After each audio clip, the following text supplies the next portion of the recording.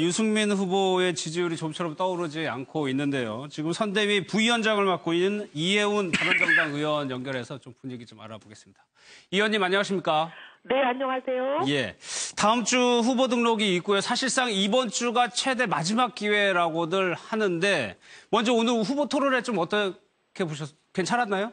네, 저는 우리 후보가 굉장히 본인의 강점을 국민들께 잘 알리는 좋은 기회였다고 보고요. 예. 다른 후보들이 얼마나 그동안 써준 것만 읽고 본인이 알고 있는 것이 없어서 대통령이 되면 걱정되는 점이 한두 가지가 아닌 것이 잘 드러난 토론회라고 생각합니다. 예. 시간이 지금 지지율을 올릴 수 있는 시간이 지금 많진 않은데 지금 선대위에서는 어느 쪽에 좀 전략을 세우고 계신가요?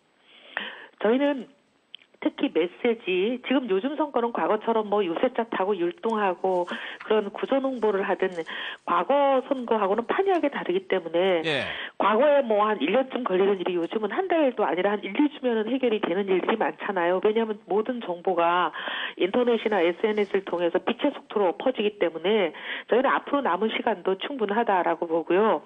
특히 이 후보가 대한민국을 어떤 나라를 만들겠다고 국민 앞에 약속드리는지 이런 후보의 생각들이 국민들께 빨리 전달이 될 수 있는 메시지와 특히 사이버, 인터넷상의 여러 가지 정보 전달 이런 부분에 상당히 주력하려고 합니다. 유승민 후보의 일정만으로 한번 보면은 대구 지역에만 벌써 3번을 내려갔거든요. 이거는 어떤 의미가 숨어 있는 겁니까?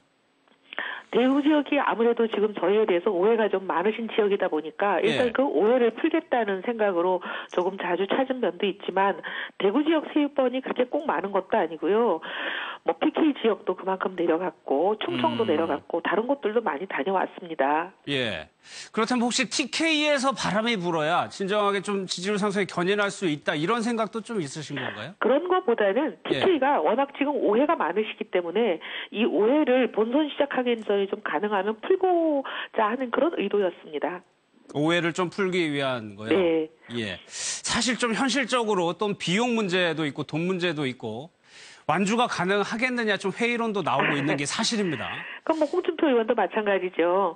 홍준표 후보도 그 뭐 지금 지지율이 15% 미만인 후보들이 뭐 심상정 후보, 홍준표 후보 다 마찬가지인 상황인데요.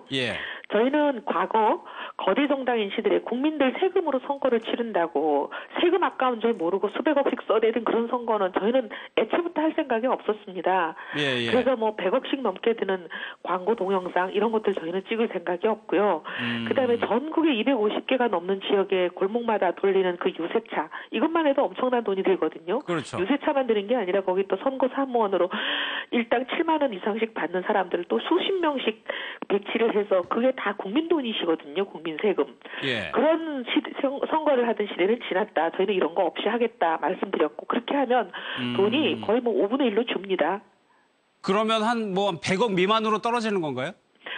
100억 미만으로도 충분히 선거할 수 있습니다. 예. 혹시 당내에서 어제 여러분이 모여서 회의 같은 것도 하고 그랬었다는데 당내에서도 좀 당내 분위기는 어떻습니까? 회의야 매일 하죠. 하루에도 몇 번씩 하죠. 왜냐하면 각종 회의가 뭐 전략회의, 일정회의 또 아니면 공보회의, 온갖 회의가 매일 서너 차례씩 있는데요. 당내에서도 굉장히 특히 어제 저희는 제복을 해서 부석이지만 굉장히 의미 있는 선전을 했다. 특히 충청 지역과 그다음에 PK 지역에서 올린 이 성적은 저희는 국민들께 감사드리고 저희들이 상당히 열심히 하는 분발, 촉진제로 지금 저희들이 받아들이고 더 열심히 하겠다는 의지를 다지고 있습니다. 알겠습니다. 마지막으로요. 안철수 후보, 홍준표 후보야 당연한 거고 안철수 후보도 보수 쪽의 표심을 공략하는 구도인데 유승민 후보 측의 전략은 어떻게 되는 겁니까? 누가 진짜 보수인기를 국민들께서 정확하게 봐주시기를 바라고 그것을 알리려는 전략입니다. 예를 들면 안철수 후보의 경우는 지금까지 몇 년 동안 사드를 반대하고 여러 가지 안보 문제에 있어서 불안한 얘기를 하시다가 갑자기 이제 경선을 통과하고 나셔서 사드 문제에 대해서도 굉장히 적극적으로 나오시는데 이거는 국민들을 어떻게 보면은 속이는 기만일 수 있는 거거든요. 왜냐하면 대통령이 되시고 나서는 되실 때는 보수표가 필요하니까 보수들이 원하는 얘기를 하시고 또 되시고 나면 지지층이 원하는 걸로 돌아가 버리실 가능성이 굉장히 높은 후보입니다.